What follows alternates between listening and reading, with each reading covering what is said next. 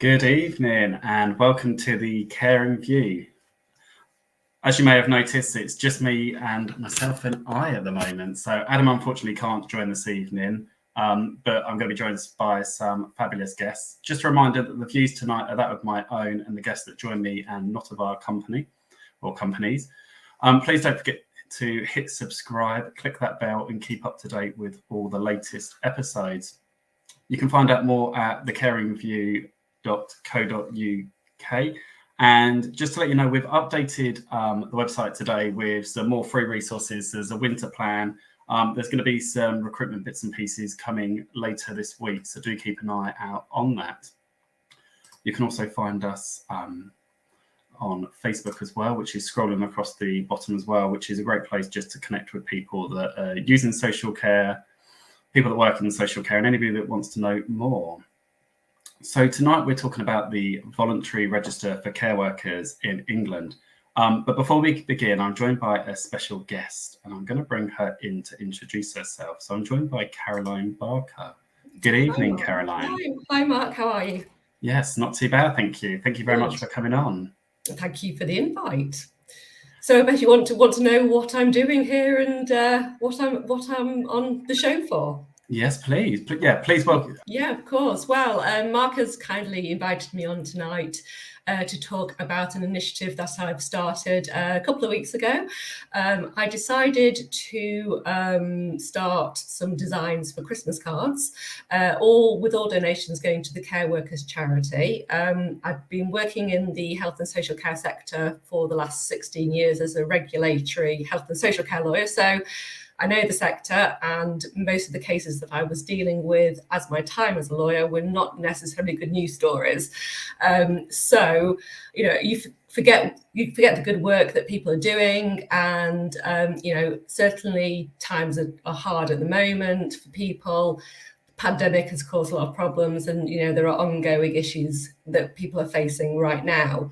And I certainly cannot do the job of a carer.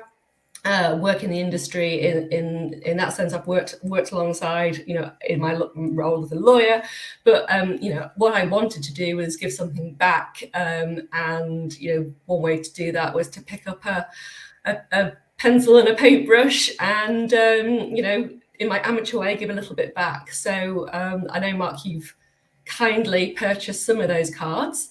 I have committed to creating 100 of these hand-drawn, each individually hand-drawn and painted cards at £5 each, and all the money will be going to the Care Workers charity. So yeah, thank you everyone so far who have purchased and donated. I've been really overwhelmed by the support that I've had. I think it's, yeah, I mean, you've undersold yourself. They're not amateur at all. I've got a couple here, so I'll hold them out. They are absolutely not amateur at all. They are amazing. And I did a post, I think it was yesterday, on LinkedIn and Twitter. And I was really amazed by the people that came back that had already purchased them, about kind of the plans that they've got for the cards. People telling me they're going to pop them in some frames for Christmas and bits and pieces. Some people are telling me that they're going to send them out as Christmas cards, but to people that may have forgotten about social care and bits and pieces. So where did the idea come from? Well, I think it just popped into my head one day. Yeah, one Saturday morning. I mean, I've certainly, you know, the last year I haven't been practicing as a lawyer. I'm still in the health and social care sector, but in a marketing role. And, you know, I have certainly been getting a bit more creative over the last year, doing more and more artwork, mainly for friends and families. We've had a few big birthdays in the Barker family. So I was sat there and I thought, do you know what? I've had some time to actually do a bit more artwork. You know, the sector, as I say, has been under a lot of pressure. It has been for all the years I've been working in the sector.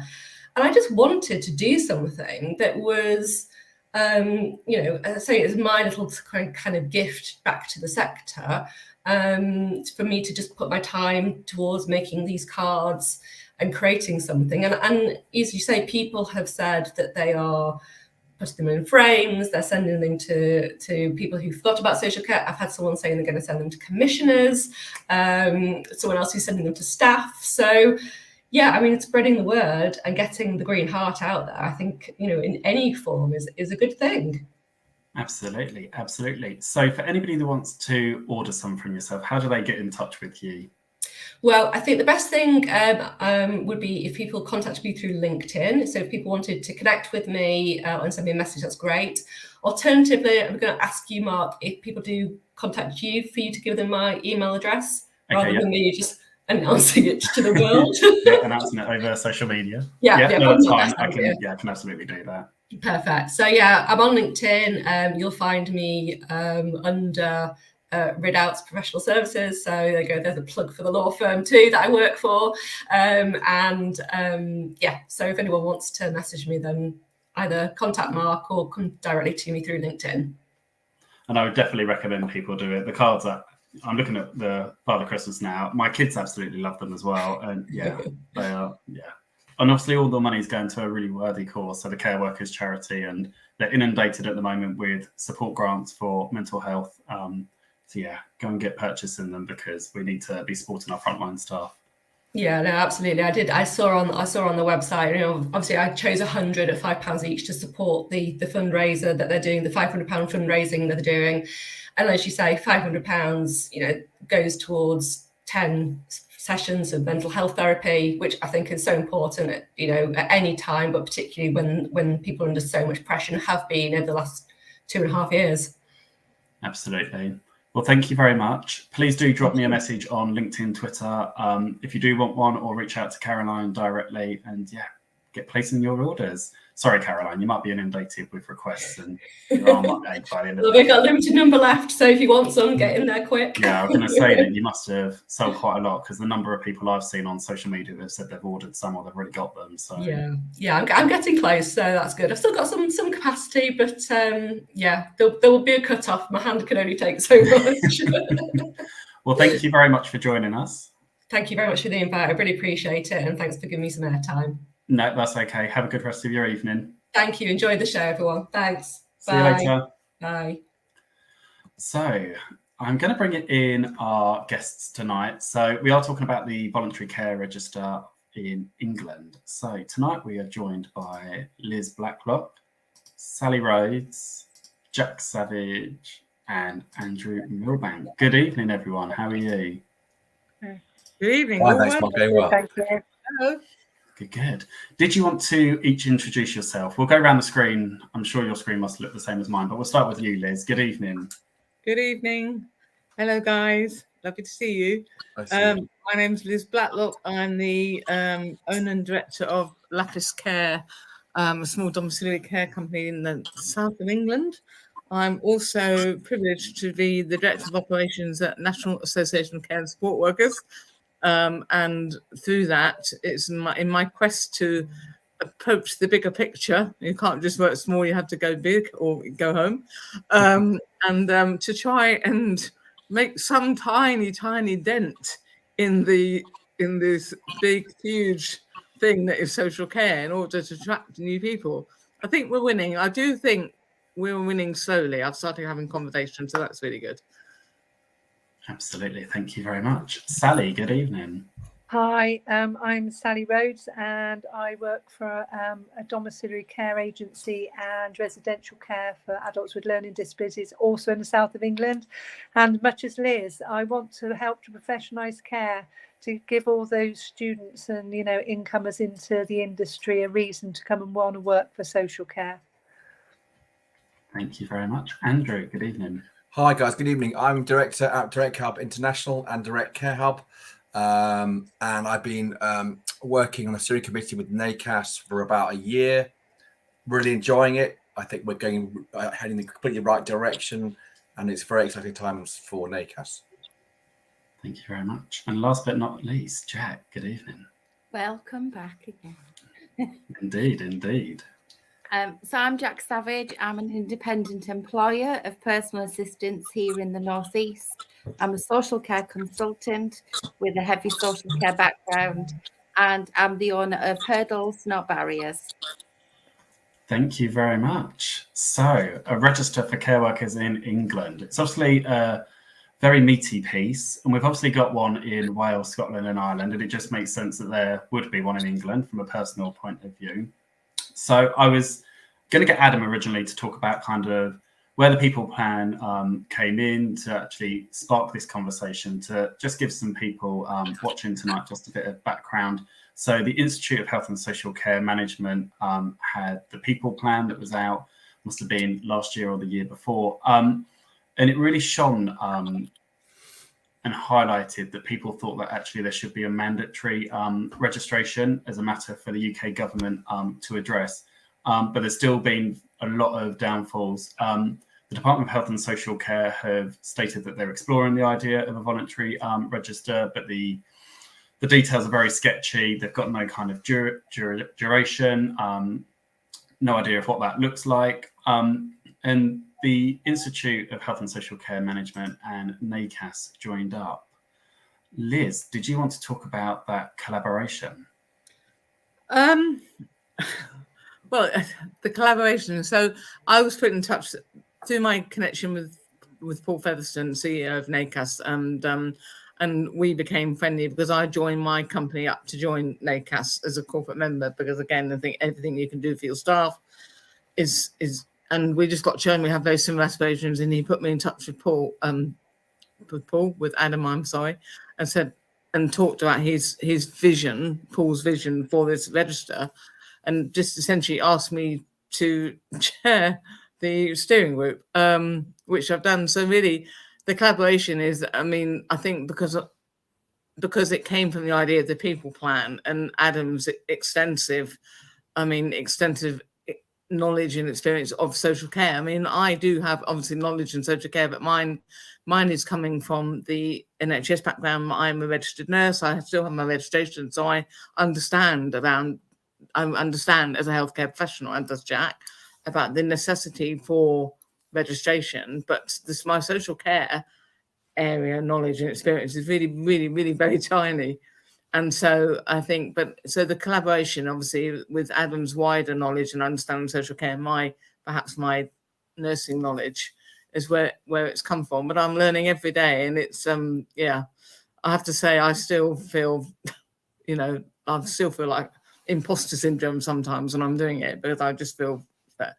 Well, I do think we're winning, and obviously every day is a new day and more experience, and I'm just getting more vocal as time goes on, really, as I get to know more people. And so, but in terms of the collaboration and the people plan, and I'm on the people plan group, and just trying, it's really just a little bit of a maze, to be fair, and you're just finding your way through and making inroads and making connections, and I am known as a bit of a dog with a bone, so you just don't. I don't a terrier. Yeah, I don't do no. So I'll just keep plugging away. So yeah. I don't think you're the only one in social care that suffers from imposter syndrome. So I think we're all in that boat. So yeah, I think the background that you've got in nursing will really help as well, the steering group, because I think obviously you know what it looks like to have a pin and bits and pieces from the NHS side of things and the nursing side of things, and actually to be able to bring that into social care is great. Yeah. So you touched on the steering group. Jack, I know you're on the steering group. Are you able to tell us more about that and what that's looking at, and if anybody wants to get involved, whether they can or how they do get involved? The steering group is born from several of us who are very passionate about making sure that there is a platform of value for social care workers, making sure that those who work in the social care workforce have a place to go, have a place for recognition, have a place to be recognised as having professional status. And this is what care needs now. Care needs to be elevated. We need to be working on retention. We need to be working on getting more people interested to work in the sector, to plug all of the holes that have appeared. At the minute, social care is like a big sieve. We're leaking staff every single day, and we need to attract new staff but also concentrate more importantly on the staff that we've got. And I think the register and the work that the steering group are doing to implement the register is of vital importance for the sector. We've got social workers signed up to a professional body. We've got nurses signed up to a professional body. And I just think, why not? Why do we not have this platform for social care? So the steering group brings many people to the table who are bringing years and decades of experience, and it's a hugely combined experience that is going to make the register work. And if people do want to get on board with this, we do actually have, we can, Mark can put the links up for you during the show, and this will be for the Twitter group that we've got going on. And people can also join us by email, contacting us directly. We'll put all the links up for you before the end of the show. And more importantly, we actually have, and I'll let Sally or Andrew kind of jump in here to tell you more about the questionnaire that we've developed to gain views. Does anybody want to join in, or otherwise I'll talk all show? Well, I mean, the survey is to try and get a feeling of what people in social care want, rather than us, you know, all sitting on the panel saying that we are quite happy to give our own views. We need a wide range of views from everybody who is involved in social care, and the more views we can get, the more wide spread that, you know, the survey will be. Mm-hmm. Wrong one, stuck my can by mistake. And I think that's a really good point to make, is that actually we do need views of so many different people within social care. It's not just the frontline staff we do need kind of senior members of staff, we do need managers, we do need people that draw on social care. Jack, I obviously know that you're drawing on social care, and what's the feedback been with you? Because I know you've spent a lot of time talking to social workers and trying to plug it from that point of view. The feedback's been great. The feedback has been mixed between, should we have a mandatory register? Should we have a voluntary register? I've worked a lot of years in care, and I've seen the need for a register slowly emerge over the last 10 years. And I really feel that now is the time to do this. A lot of social workers that I've spoken to, a lot of PAs and other independent employers feel that it is an essential now, and it would really raise the profile of health and social care, and it would really give them viable opportunities to recruit a different caliber of staff. And when I say that, I don't mean people with more qualifications. Guys, if you're sat out there with an ambition or a real good need to work in care and you have no qualifications at all, get on board, get on the social care train now, because we need you in the sector.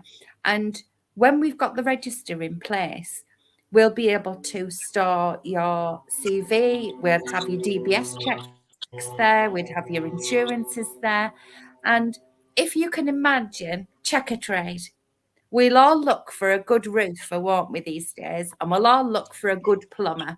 And we'll all make sure that they're vetted, they've got references, you can see pictures of their work, and we spend so much time doing that. Why haven't we got this for social care?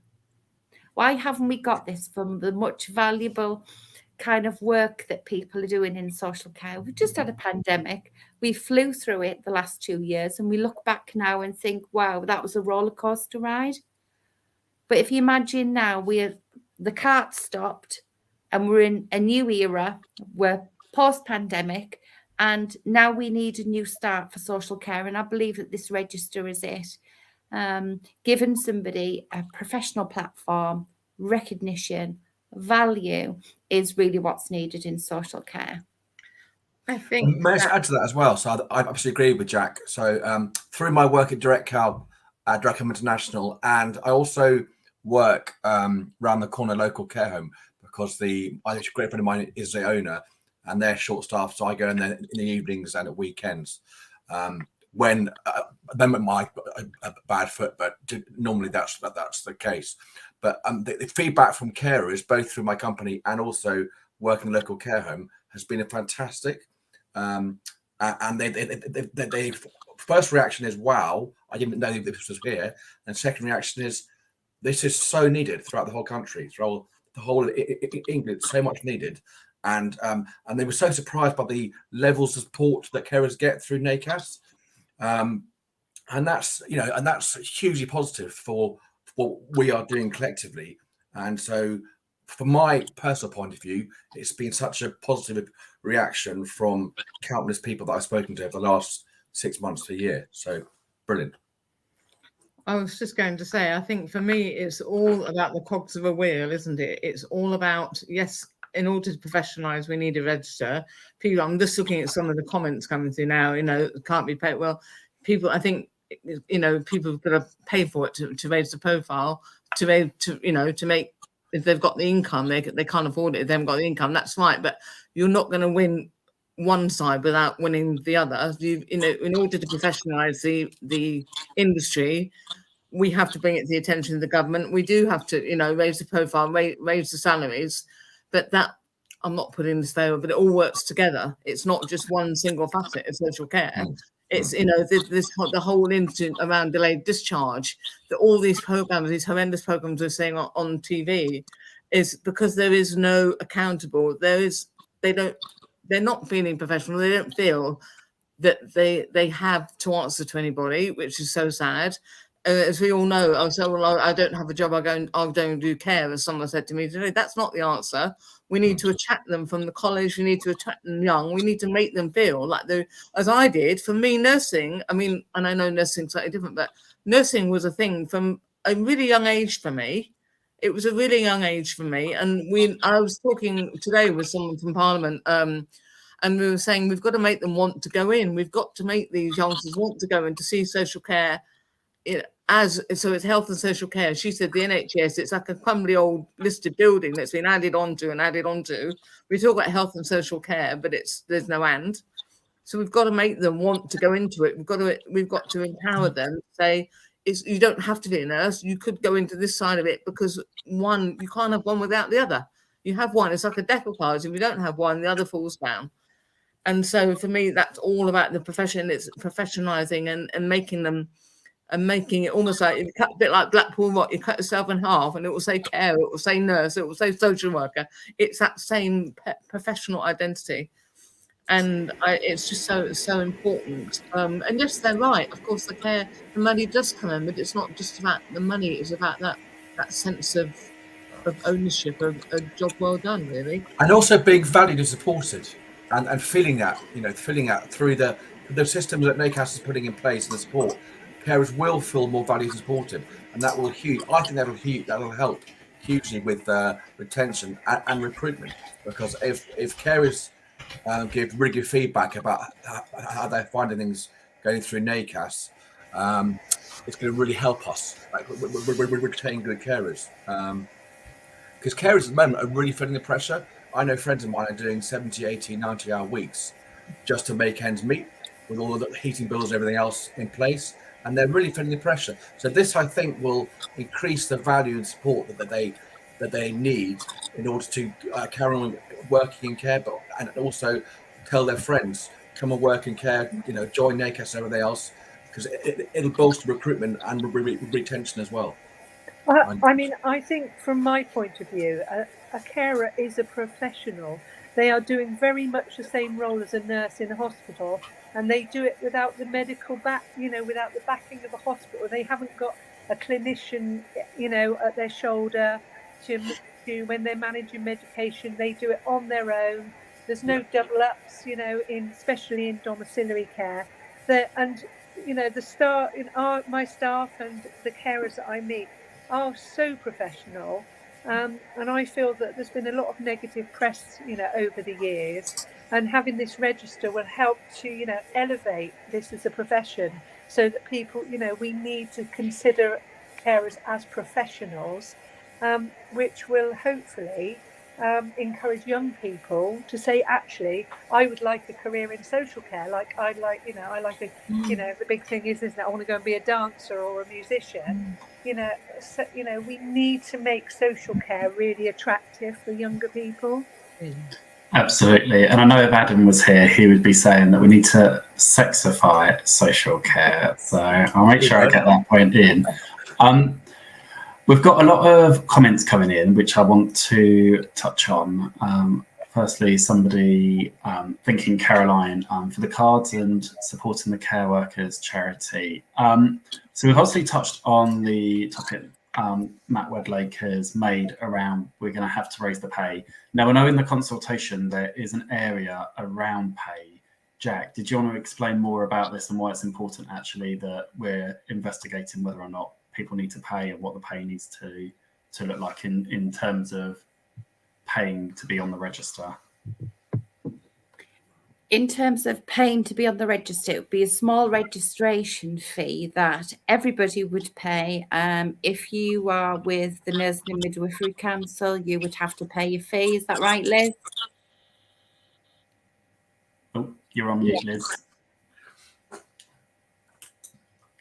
I think for the social, yes, I understand why there's this whole.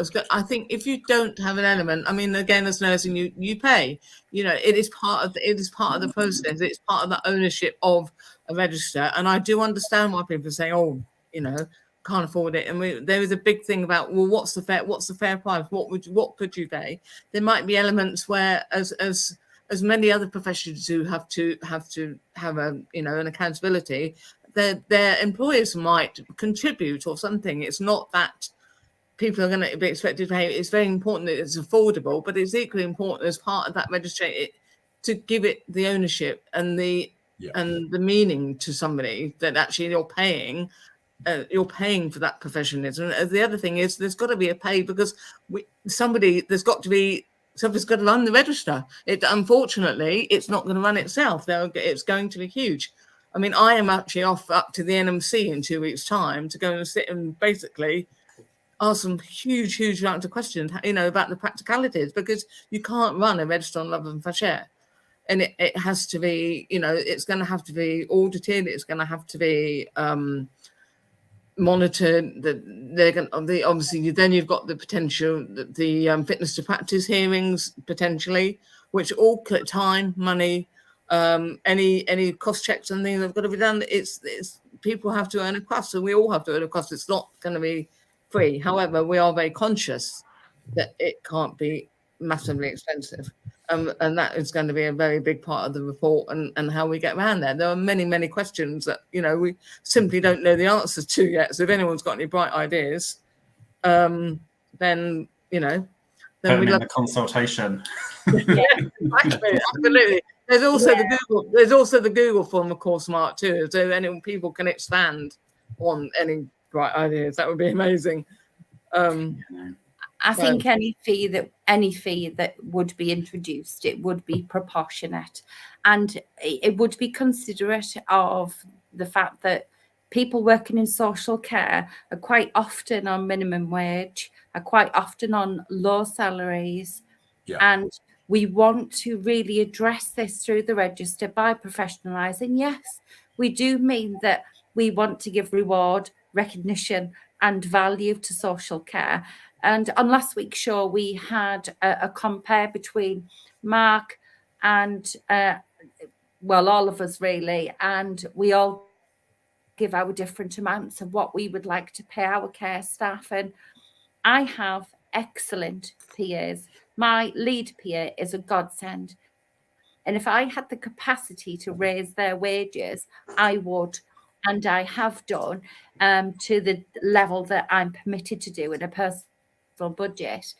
And I'm very proud that I do that and I pay top level because I retain my staff and I give value, recognition and reward to them. So any fee would be proportionate.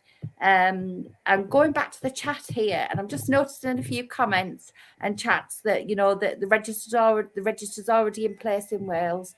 And what we're trying to achieve with the register across England is something like what Wales has. It's working well in Wales, and recognition and reward and value are some of the outcomes for the Wales Register, as well as people like me in their own homes receiving care, feeling that they're doing that from a registered professional who has got a background, who has got a footprint, who has been registered with an official body. And I just feel that this is England's turn now to have this. And I actually would feel much better having my care of somebody who's on a register than off it. It saves me a lot of background legwork. If I know I can go to one place, have the peace of mind that this is all in one register, and I can just check somebody's PIN to see whether they're registered. We're not giving away any special category data. We're not giving you full access to people's DBS and insurance details and life history. What we are doing is giving you the reassurance that somebody is registered, has met the professional standards of being on the register. And with that, it will come a time, and it will come over social care, that we will raise wages. We will pay more, because that's another thing that everybody is fighting for within the sector, away from the register. And I think NACAS as a vehicle to do it is a very effective way of doing it. Yeah. Sorry, Mark. No. I was just going to say, talking about pay, because I don't know whether Matt was talking about care workers' pay or whether he was talking about paying to be on the register. But I think, Jack, you touched on it, that everybody has a different idea of what care workers should be paid. And I advocate for £15 an hour. And I truly believe, we've got Lidl in my area here, they pay £16.85 or 75 an hour. And a care worker should 100% be on more. And I absolutely hate pitting one industry against the other, but they definitely should be. But it doesn't always come down to pay. I've worked for companies where they're paying the minimum wage and there's not poor retention, because actually it's the things that you do, which is what Andrew spoke about earlier, which is actually valuing staff and making sure that people know that actually they're valued within the workplace, and you can offer them training and different perks and bits and pieces. But absolutely, companies need to be looking at actually how that they can save money perhaps at the top or into different bits and pieces, which is hard at the moment with the cost of living crisis and the bills going up, but actually to pass that money down into the front line, which I think anybody you speak to, every manager, every home care home provider, that's absolutely what they want to do, is to be able to pass that money over. And sometimes, unfortunately, it just isn't possible. It's an absolute balance, isn't it? Sorry, Mark. It's an absolute balance, and it is a seesaw the whole time. As a small domiciliary provider, we've always valued our staff. The NACAS membership I've always done, hence my involvement with them. With the training, EAPs, we try the little things, the thank you cards, the personally written thank you cards, bunches of flowers. Actually, we try so hard, and sometimes you just feel like you're up against it all the time. And we pay what we can afford, what we can afford, and keep it going. And as my husband will tell you, that actually he sometimes feels that we need to take on charitable status. And people, I think sometimes, because there is no extra money. I think people think if you're a director of a company, it doesn't matter how small, you're absolutely, keeping all the, and that's not true. Absolutely not true. And people need to understand it is, as I was rightly, it is a business, and you have to, and we are liable for people's livelihoods. And we, each and every one of us, we're like you. I would love to pay my staff £15 an hour plus or whatever. I would love to. But if we don't have the income, and it goes back to all these people, the income, and it goes back to what I was saying about the cogs of the wheel and it all working together, because you can't have one without the other. And it is just 2 steps forward, about 22 back the whole time, to be fair. And it's raising the revenue for it. It's raising the funds for it from a local and government level through taxation, whatever. But that's a whole new story. But yeah, it needs to happen. So, Andrew, we know that the other nations, we've spoken about it very briefly, Wales, Ireland and Scotland, they've all got a mandatory register, haven't they? It's not a voluntary. What do we know about what their register looks like in terms of then implementing a voluntary one for England? I think, Liz, have you got more knowledge about this than I have? I've got sort of rudimentary knowledge about this. I don't really want to talk without knowing too much about that. I've looked at them, but I'm not sure about the specifics of both Wales and Scotland. Have you got any? Wales, Scotland. I don't have any connections in Scotland to be able to find out if Paula Cashmore was able. I think she might have some. If I think she's still struggling to join us, but. Wales, I know through NACAS, because obviously NACAS is based in Wales, and I can see some comment, oh, it's rubbish and so on. It's because it is mandatory, but they have a level 3 to enable before people can get on it, which is a massive barrier. Because actually, why? I mean, that's at senior status. That's not going to encourage people on. And I think what we have to do is actually, as when we've got the consultation, is we then go to Scotland. Well, literally, figuratively, and we go to Wales, and I wasn't sure if Ireland had one actually, to be fair, and we go to and we look at what we've considered the weaker points, and then we try and improve upon that.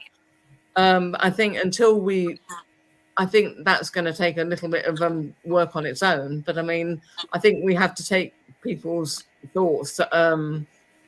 We have to take people's thoughts about the different aspects. I mean, certainly the Wales one is the only one I'm familiar with at the minute, other than the fact that they're there, and it's daft for England not to have one. But we do have to look at the Wales and the Scotland and the Ireland and work out if people think, well, they're not working, well, why aren't they working? And actually, what can we do to make them work? And actually, maybe we can pass some of our ideas on to them if we can get ours to work. And I think, personally, as far as the mandate goes, the only way, personally, I think if we're going to get the government to see if you have, like in anything legal, and Caroline will back me up, she's not here, if it's not written down, it doesn't happen. And you have to prove the model. And we prove it to them. Yeah. And we write it and we prove it. And we say, okay, you keep saying we can't do it for A, B, C reason. We're doing it. Yes, it's voluntary, but make it mandatory. And you can't say it's not working because it's working. We can show you it's working.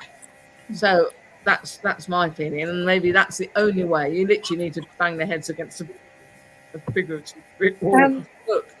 I mean, as well, although I very much believe that training is so important, and we've got with the care certificate that's still going on. There's no regularised care certificate or training in social care, but we all know with the professions and our history that training alone does not make a good carer.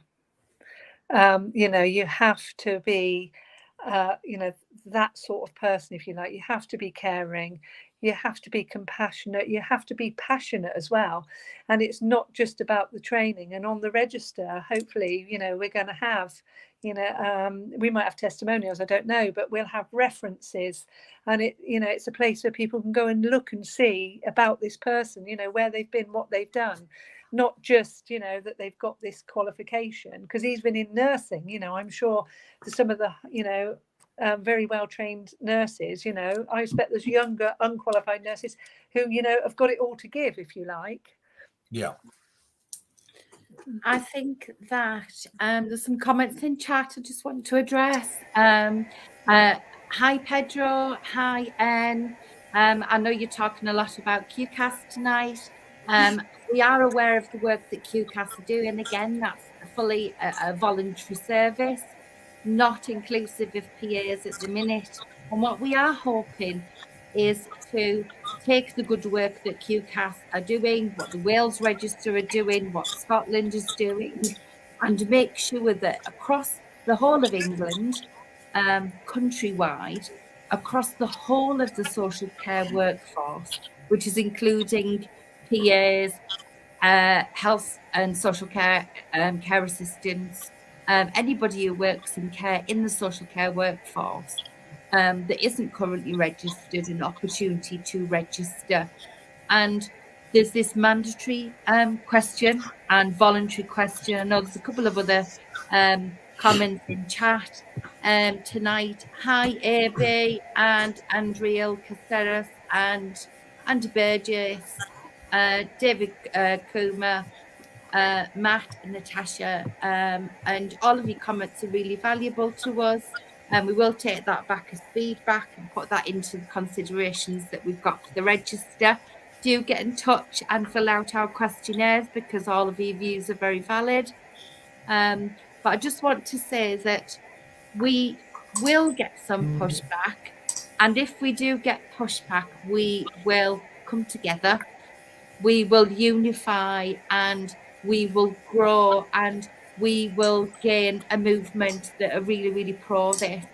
And I'm of the mind that if you don't try, you can't succeed. And there's no point giving up. Every barrier needs to be a hurdle in this, because we need to all come together in social care and unite and fight for what's right, really, in terms of people's value, recognition and reward within the sector.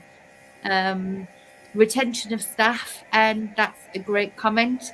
And looking at domiciliary care and residential care as well, saying that it has been quite difficult. And training, we could make that portable as well. So all of these ideas and all of these things that you're coming up with in chat now, fantastic. We will discuss them all at the next steering group meeting. And again, fill out those questionnaires, guys. Bring all of your valid comments forward, and let's make this a register for us, for the sector. But let's do it together and get you all on board as well. Yeah. Absolutely, well said. Oh, sorry, Mark. Really add to that, because I think it's a brilliant comment by David Coomer in terms of training. So training at the moment is so all over the place in terms of quality, and the care certificate as well. That's a really good point. Many of the feedback from carers I've talked to hundreds over the last 6 months to a year, and they all say the care certificate ranges from a really, really good standard to get done within a week, and it's signed off, and it's really all over the shop. So I think it's a very good comment. I think it should be standardised as much as possible. Yeah, absolutely. Absolutely. Yeah. I think just bringing in and coming back to what Jack spoke about, and if you can, please do complete the consultation. But also, if you can drop us an email at thecaringview@gmail.com, because we'd love to speak to you more about QCAS and what you're doing and how we can actually involve you in the steering group and learn from what you're doing for the register. Just wanted to bring this comment in regarding lack of career personal development. It's not just for money. Many companies will not enroll people onto level 3, 4, and 5, and this kind of touches on what Liz was talking about, where in Wales you have to do a level 3 to be on the register. And yeah, absolutely. I've worked in social care for long enough to know that there are many companies, and I worked for a company. I was on a waiting list for 4 years to do a level 2 qualification back in the day. And yeah, it was all around them being worried that people would do it and leave. But actually, if there are any organisations out there that are worried that your staff are going to leave, that's because you're not putting them onto qualifications. Actually, if you're giving your staff training and development and opportunities, and I'm not talking about career opportunities, because we all know that actually sometimes you hit a ceiling level and there is nowhere to progress, but actually you invest in your staff and you work out actually what they want to do long term and actually put in that career pathway for them, they will stay. And I've worked for companies where the second you've done your induction and your training and you feel confident and you're ready to kind of go it alone, you can sign up yourself to qualifications, whether that's 3 to 4, you're in management or you want to go towards management, you can do the 5 or the 7. And yeah, absolutely, I've had people that have stayed in the company for 4 or 5. Company I'm in now, some people have been there over 20 years. And yeah, it's all about that development of staff and making sure, and it comes back to what we were speaking about earlier, the valuing of people. But yeah, of course you're going to lose people because they've got the qualification and they want to progress. But actually, do you not rather somebody progresses knowing that they've got the qualification and they're going to go and manage a service or work somewhere else? And ultimately, I think the competition in social care has dwindled a lot since COVID. And I think the only people it's going to benefit by giving people qualifications and upskilling people is the people we support. And actually, that's the main thing that we need to remember. So if somebody does leave because they've just done a level 2, 3, 4, 5, 7, whatever it is, and they're going on and they're going to utilize those skills, then actually that's a good thing.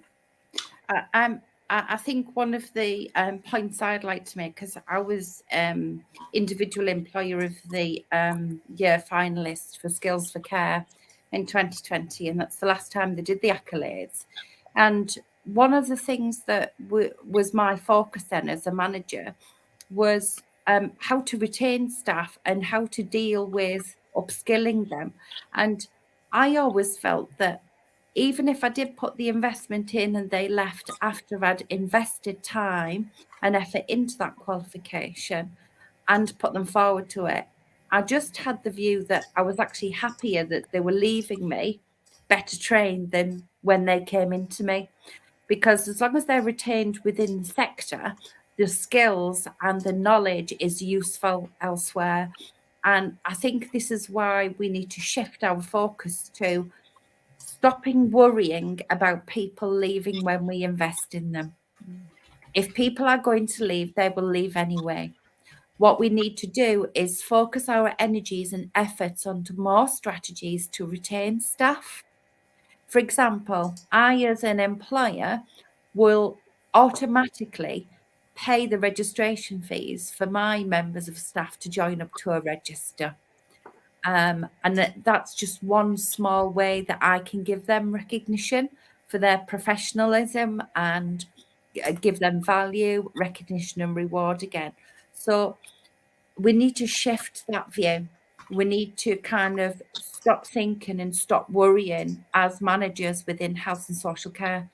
And we need to just go in with it gung-ho, because the more investment, the more support. We're doing a wellbeing Wednesday now. I think that's something that the Institute of Health and Social Care are quite happy to put forward and to support. And it's just about the small initiatives. And if we raise the wages, people have better living conditions as well as better things. And there's no time like now to be focusing on things that could keep people within the sector and keep them employed. I think it's really, really important now. We've got the cost of living crisis as well. We've got a budget again this week. Who knows what's going to come out there. So let's all just kind of, I think for a couple of weeks, talking to NACAS and the Institute of Health and Social Care Managers, I think that we could all do some strategies and share them with all the people that are here tonight and over the next couple of weeks on the caring view as well, looking at how you can support your staff better, and looking at sharing some of your good ideas as well and bringing what you're doing out there in the audience into our minds and into the organisations that are represented here today as well, because you'll all be sat on little gems. You'll all have fantastic nuggets of the way you retain and support your own staff. And this is just about us coming together just as much as the register is. It's just keeping people within the sector. Absolutely. And it was a while ago since I completed the consultation. So I just had it open in the background and I was just kind of flicking through. And I think it's important to add that actually there's a free text box around. And the question is, what would a register look like for you? So you can absolutely put your thoughts and opinions into that. There's a whole section around how we recognise the workforce and what recognition means to you. What recognition for care workers looks like and what it could consist of. So there, absolutely, as Jack said, it could be something that's monetary, non-monetary, something like Liz spoke about earlier. Actually, you can buy a box of cards very cheap off Amazon, and actually they go a long way. They go a hell of a long way for people to feel recognised. And yes, absolutely, it goes back to kind of pay, and there's a lot of comments tonight about pay, and we do want to pay carers more, but unfortunately that's not something we're able to do. Absolutely, we want to advocate for it, but I think, having a voluntary register is a huge step forward. And there's other things like organised local nights out for staff and local curry houses and stuff. Pay for a meal for all the staff to go out and say thank you for your hard work for this month. I think just small things like that also are quite important as well to make staff feel valued. Absolutely. So, Liz, I'm going to come to you. So we know that the Department of Health and Social Care are looking to implement a care register. They mentioned it kind of pre-COVID and then it went very quiet. There's been no further news. I have reached out to them for some more information and haven't had any response back. Surprise, surprise. But if worst case scenario, we've got the consultation and we start to roll this out and then the Department of Health and Social Care says, actually, no, we're going to do it. Where do you see that going? Well, I hope. I mean, funny enough, I had the same conversation today for the same reason. We've all reached out. You know, I reached out to Deborah Sturdy because there were things I needed to know, apparently. And funny enough, it's all gone quiet. I hope that they would collaborate with us. I hope that actually, you know, they talk to us as Jack calls it, the boots on the ground, and actually let's work with us. Don't hide it. What I don't understand it, why the cloak and dagger thing. I don't get it. Because at the end of the day, how can they possibly develop a regiment, whatever they want to do, without talking to us? And surely they've got people here ready and willing and waiting to support them in this venture. And actually, you know, they talk about health and social. They keep talking about collaboration and how collaborate. Come and talk to us and let us work together, because surely that's the only way. You know, they need to understand the real picture of what it's really like out there. Obviously, they've got the power to mandate, but we know that the wheels of power grind very slowly. So we can. I would work with them. I would want to work with them. As I said, I'm going out to the NMC on the same day. I've actually I'm going to see my MP at the Houses of Parliament, and she's going to sit and chat the white paper. And I've been talking to her PA today. I've been quite open and say, if she can put me in touch with anyone, then please do. You know, Helen Whately, anyone, because actually we now have a new Health and Social Care Committee chair, who is Steve Bryan, who very conveniently lives just down the road here. Literally just down the road. I thought, oh, how nice. So literally a local boy to me. So and as I said, somebody was on the TV on Sky, and I'm yet to, if anyone saw Sky Breakfast this morning, can point me in the right direction of the story, I would love to find out, because they were talking on that about professionalising, and I'm thinking, well, we've contacted them, we've been out to the press, and we will go out to the press again. I want to get the buzz going. I want to get that talk. I want to be on the chat shows. What does care mean to you? What does it mean to be? How do we value it? And I don't just mean within the sector. I mean people out there, people who've had care, and particularly celebrities. I'm sorry, but people we all know, they are the people partly who get it going. What have they had? The Made for Care ad this week have brought in celebrities that we're all human. We all have families. We all have people that need to be cared for. And we've all had really good and really bad experiences. And it's about getting that message out. So let's get that conversation going. We've got the Twitter page. What does it mean? How can we make it better? How do we value our carers? And so I think it's really important to get it in the public domain. And then on top of that, in the future, of conversation for another time. But I'm really, really keen on doing a great day out for carers as well. Really, particularly as we get near the launch, really celebrate care and really celebrate the people that work in it, and give them something to, you know, to when we get this thing off the ground, actually have a. And I'm already, you know, working in the back of my head about what we can do. And the lovely Big Ian Donahue, I'm going to get him definitely involved. But how we can make that work and celebrate, because it will be a big celebration. It needs to be celebrated, as do all the staff individually. But yeah, but the collaboration is my buzzword for the night. Oh, you're on mute, Andrew. You're on mute. Oh, I've unmuted him. Oh, sorry. Thanks. Thanks. Just very quickly. So Liz and I and all the guys will be talking about national media and portraying carers in a really positive light. So we've got loads of ideas about that for the future, for the near future. But that's going to be for another program or thing. But loads of ideas for that in the short to medium term as well. So that's worth mentioning. Yeah, I mean, as well, I feel that we can't do everything at once, can we? So exactly. If we start with the register and get as much, as Liz says, collaboration as possible, and hopefully that will eventually snowball into discussions around pay and everything else. But we have to start somewhere, don't we? We just need as many people as possible to be involved to get the widest view we can. Mm-hmm. Absolutely.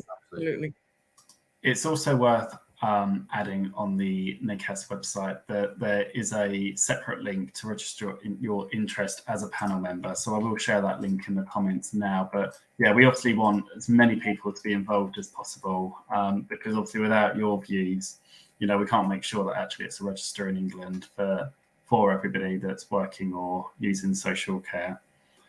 I am very conscious we've only got 5 minutes left, and I want to kind of go round each of us and pretend that we had a bit of pixie dust. And if you had one wish regarding the voluntary register, what would it be? Sally, I'll start with you.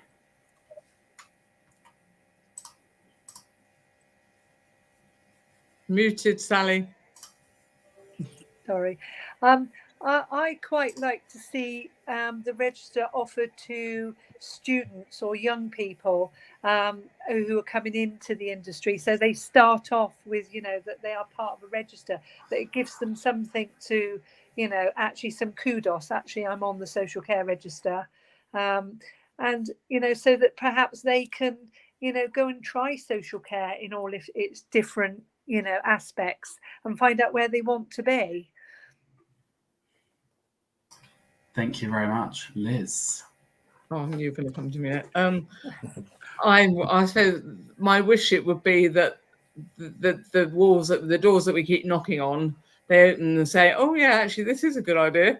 Oh yes, right, let's man it. Because actually, for me, I know we keep talking about voluntary, and a lot of people, it needs to be mandatory, and I know people also talk about the fact, it could frighten people off. I take the opposite view. Provided it's done properly, it should attract and not detract. But I think for me, it was about knocking on the door and saying, actually, this is a good idea, and why didn't we do it sooner? And yes, let's mandate it.